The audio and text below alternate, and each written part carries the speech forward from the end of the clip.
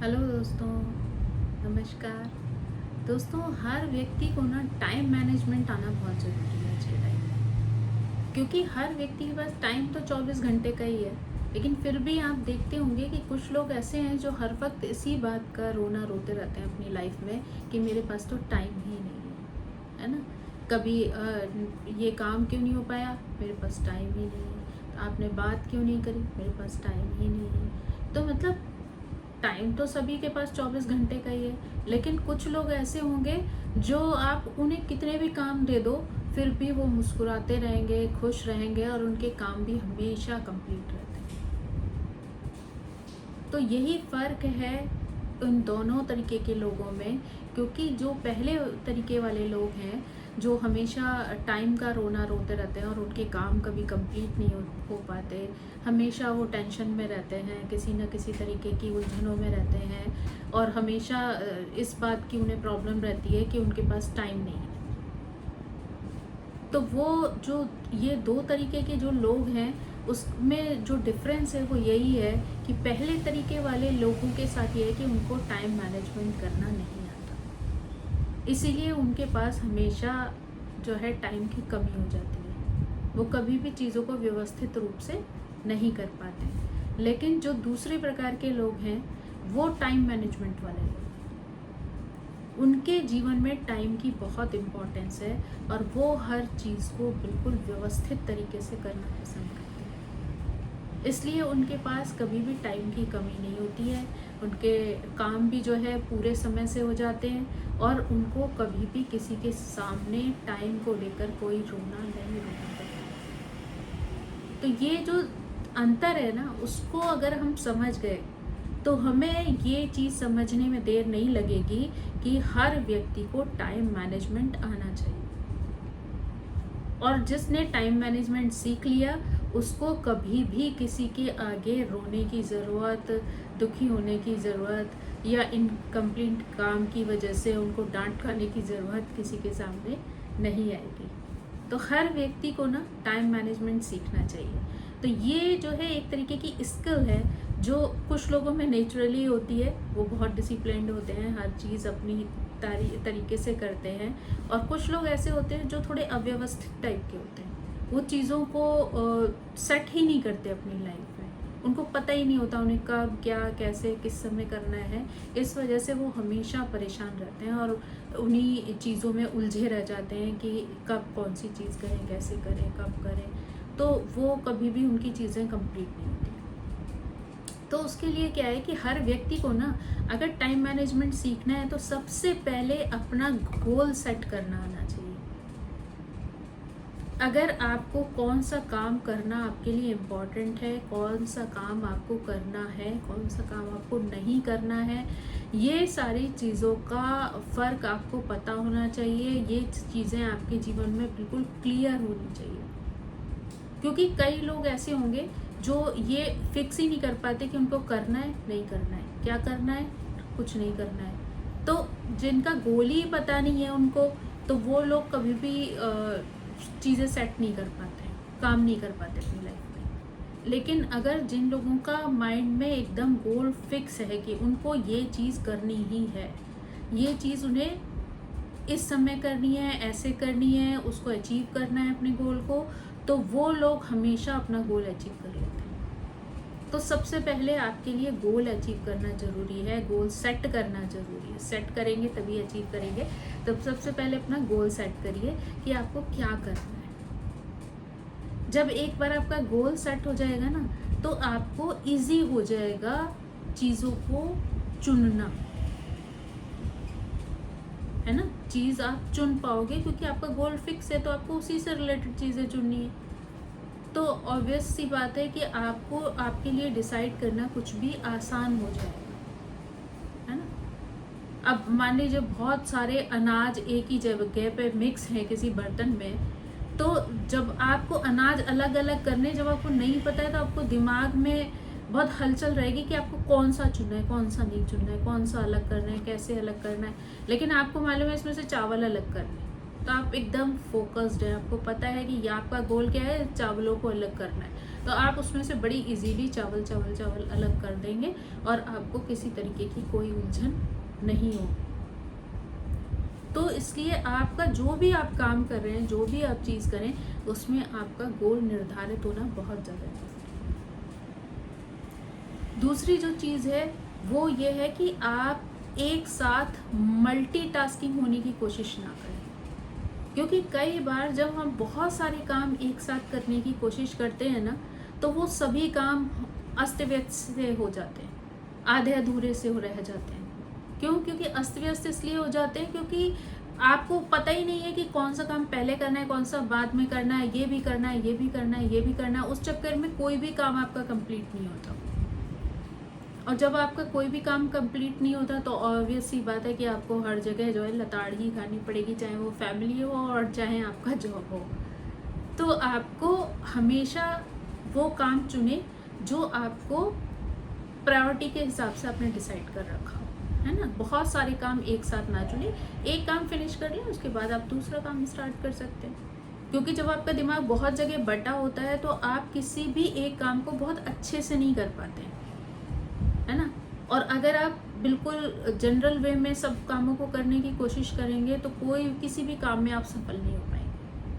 तो इसलिए एक साथ बहुत सारे काम करने की कोशिश ना करें, अपने काम का चुनाव करें कि आपको कौन सा काम पहले करना है, कैसे करना है। तो इसके लिए आपके लिए बहुत ज़रूरी है कि आप उन कामों को शुरू करने से पहले एक दिन पहले आप अपना प्लान करें, डे प्लान करें दूसरे दिन के लिए, है ना।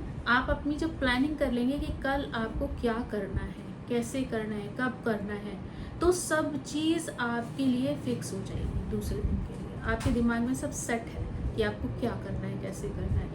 तो आपको ना फिर प्रॉब्लम नहीं होगी उन चीज़ों को डिसाइड करने में, क्योंकि आपने पहले से सेट कर रखी है दिमाग में ना, पहले से उनकी प्लानिंग कर रखी है। चाहे उसके लिए आप आजकल तो कंप्यूटर में, मोबाइल में आप प्लान कर सकते हैं, बना सकते हैं अपना एक प्लानर, या फिर आप एक डायरी बना सकते हैं जिसमें आप लिख सकते हैं कि आपको कैसे चीज़ें करनी है, क्या क्या चीज़ें करनी है। तो उस हिसाब से आप अपनी प्लानिंग करें। ऊपर से उसे करते टाइम आप जो है बुद्धिमत्ता के साथ अपनी प्रायोरिटीज़ को डिसाइड करें कि आपको कौन सा काम पहले करना है, कौन सा काम बाद में करना है ना। जब आप ये सारी चीज़ें डिसाइड करके रख लेंगे तो आपको किसी भी तरीके की दिक्कत नहीं होगी, क्योंकि आपको मालूम है कि आपको सुबह उठना है, ये काम आपको पहले करना है, फिर उसके बाद ये वाला करना है, फिर उसके बाद ये वाला करना है। तो सबसे पहले क्या किया, आपने प्लान किया कौन कौन से काम करने हैं। तो उसके लिए आप एक टू डू लिस्ट बना लीजिए कि आपको कौन कौन से काम करने हैं, है ना। उन कामों की प्लानिंग के बाद आप ये सोचिए कि आपको उनमें से कौन सा काम पहले करना है, कौन सा काम बाद में करना है, किसकी ज़रूरत पहले है, किसकी ज़रूरत बाद में है। तो आप उसकी ज़रूरत के हिसाब से उसको आगे पीछे डिसाइड कर लीजिए कि आपको किस समय पे कौन सा काम करना है। फिर जो चीज़ आती है वो है ऑर्गेनाइज करना। तो आपको जो काम करने हैं उनके लिए ऑब्वियसली आपको कुछ ना कुछ चीज़ों की ज़रूरत पड़ सकती है। बहुत सारे काम ऐसे, कुछ पेपर्स की ज़रूरत पड़ सकती है, कुछ स्टेशनरी, अगर वैसा कोई पढ़ने लिखने वाला काम है उसमें स्टेशनरी की ज़रूरत पड़ सकती है। कोई पढ़ाई लिखाई से रिलेटेड काम है उसमें बुक्स की ज़रूरत पड़ सकती है, अलग अलग तरीके के टॉपिक्स की ज़रूरत पड़ सकती है ना। तो बहुत सारे, ऑफिस का कोई काम है तो आप उसमें आपको पता होगा कि भाई आपको किस किस, इसमें मान लीजिए आपने कोई मीटिंग के लिए प्लान किया हुआ है तो आप सोचेंगे कि भाई इस मीटिंग में किन किन चीज़ों की, डॉक्यूमेंट्स की ज़रूरत पड़ेगी या किसी और तरीके के सामान की ज़रूरत पड़ेगी, है ना। आपको किसी को कोई चीज़ दिखानी है तो उस चीज़ की ज़रूरत पड़ेगी।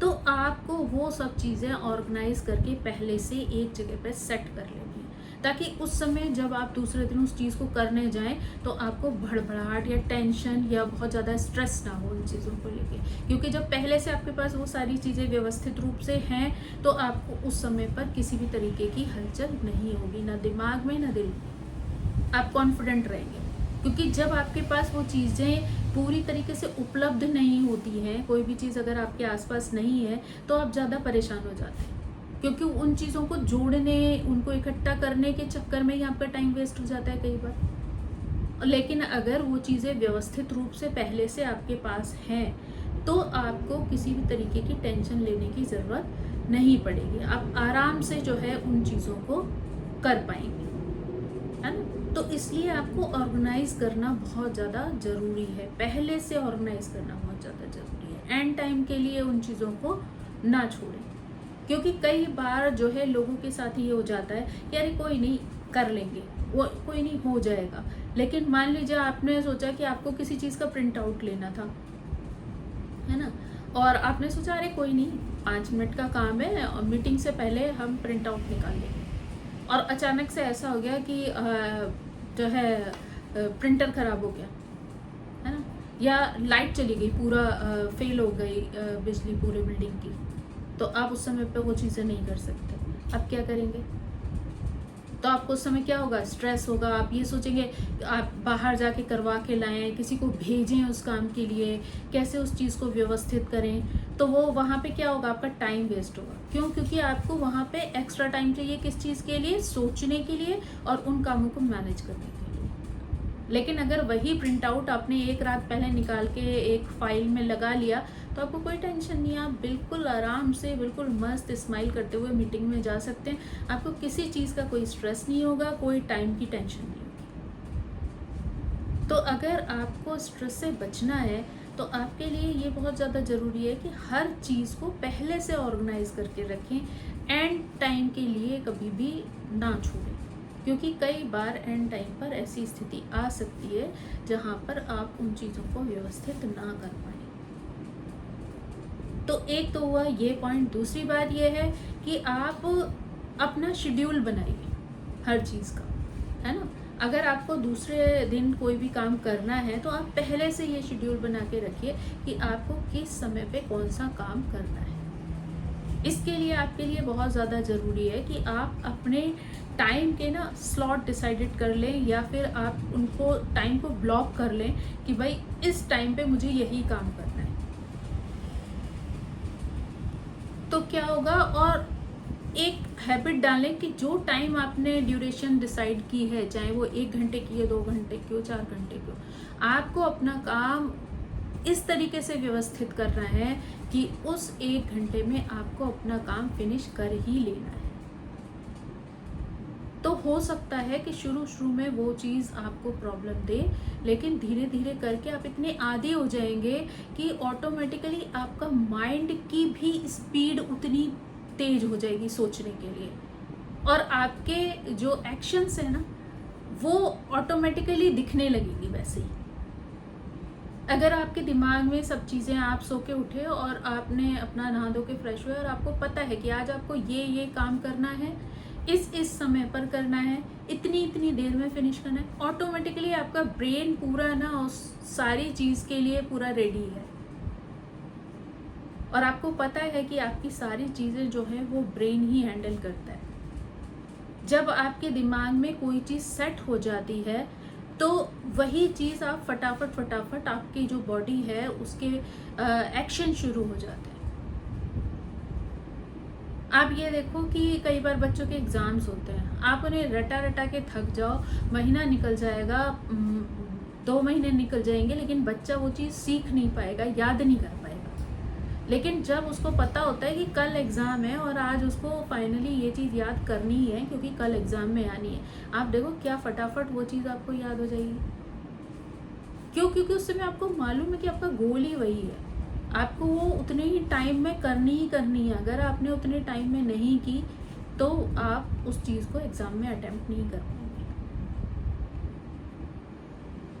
कई बार जब आपके पास कोई टाइम का एक ब्लॉकेज नहीं होता है, कोई एक फाउंडेशन नहीं होती है, तो आप ना थोड़े से लापरवाह हो जाते हैं उन चीज़ों के लिए। तो आप दिमाग से भी लापरवाही कर जाते हैं और फिर आपके एक्शन में भी लापरवाही आ जाती है।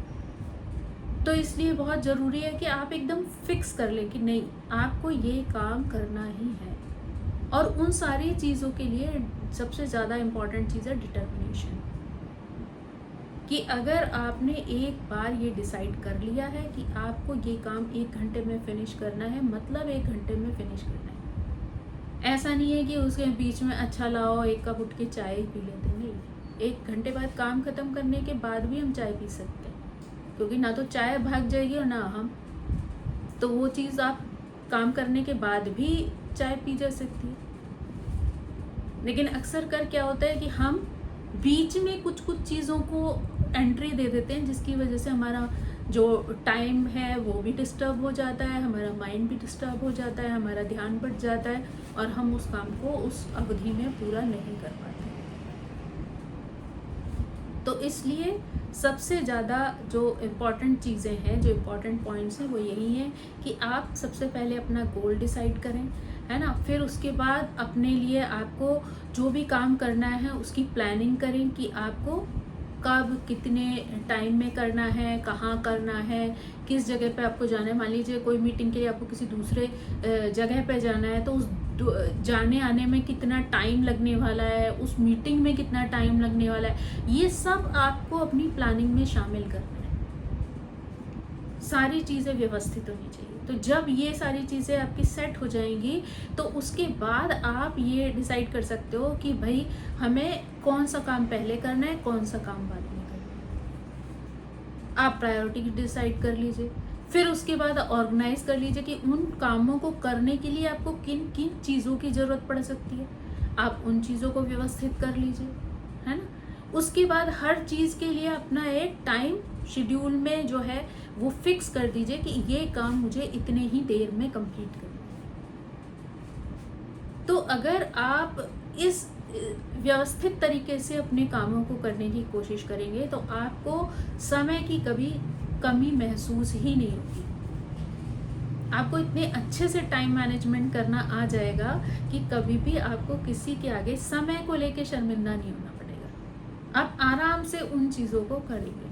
लेकिन अगर आप लास्ट पॉइंट के लिए सब कुछ छोड़ के रखेंगे और सोचेंगे कि बिल्कुल चलते टाइम हो जाएगा सब कुछ, तो ज़िंदगी में कोई भी चीज़ जादू नहीं है कि आपने पलक झपकाई और हो गया, या आपने बिल्कुल काम करने चले और आपने जिन्नी को याद किया और आपका काम हो गया। ऐसा कभी नहीं होगा। तो उसके लिए आपको ही चीज़ें व्यवस्थित करनी पड़ेंगी, आपको ये शेड्यूल करनी पड़ेंगी और आपको ही अपनी लाइफ में उन चीज़ों की आदत डालनी पड़ेगी। और जब वो एक बार आपके रूटीन में शामिल हो जाएंगी, आपका तरीका ही वही हो जाएगा कि आपको कोई काम करना है तो आपके दिमाग में ऑलरेडी प्लान्ड है सब कुछ, है ना। हो सकता है शुरू में आपको पेपर की ज़रूरत पड़े, बाद में आपको दिमाग ही सेट कर ले कि आपको कब कैसे क्या कितने टाइम में करना है, तो ऑटोमेटिकली चीज़ें हो जाएंगी। तो जब ऐसी चीज़ें होने लगेंगी ना, तो आपको कभी किसी के आगे शर्मिंदा नहीं होना पड़ेगा। आप अपना काम समय से कर पाएंगे और आपके पास कभी भी समय की कमी नहीं रहेगी, ना परायों के लिए ना अपनों के लिए। क्योंकि अगर आप व्यवस्थित रूप से काम कर लेंगे तो आप इतना समय भी बचा लेंगे जो आप अपनी फैमिली को दे सकें। क्योंकि कई बार आदमी क्या होता है, इतना ज़्यादा बिजी हो जाता है अपने जॉब में, अपने बाहरी कामों में, कि वो अपनी फैमिली को टाइम ही नहीं दे पाता। तो वो भी एक बहुत इम्पॉर्टेंट पार्ट है कि आप अपनी लाइफ में जो भी काम कर रहे हैं उसके साथ साथ आपके पास 24 घंटे में कुछ समय ऐसा भी होना चाहिए जो आप अपनी फैमिली को दे सकें। और वो तभी होगा जब टाइम मैनेजमेंट का यूज़ करके आप अपने समय को निर्धारित कर लेंगे चीज़ों के लिए। फिर आपको कभी किसी तरीके की प्रॉब्लम नहीं आएगी। तो जॉब वाले भी खुश, ऑफिस वाले भी खुश और फैमिली भी खुश। और अगर सब खुश हो तो आप तो खुश हैं ही हैं। So thank you so much, bye bye. I hope ये चीज़ें आपके जीवन में ज़रूर काम आएंगी और आप इन चीज़ों का ध्यान रख के सबकी लाइफ को हैप्पी बना देंगे।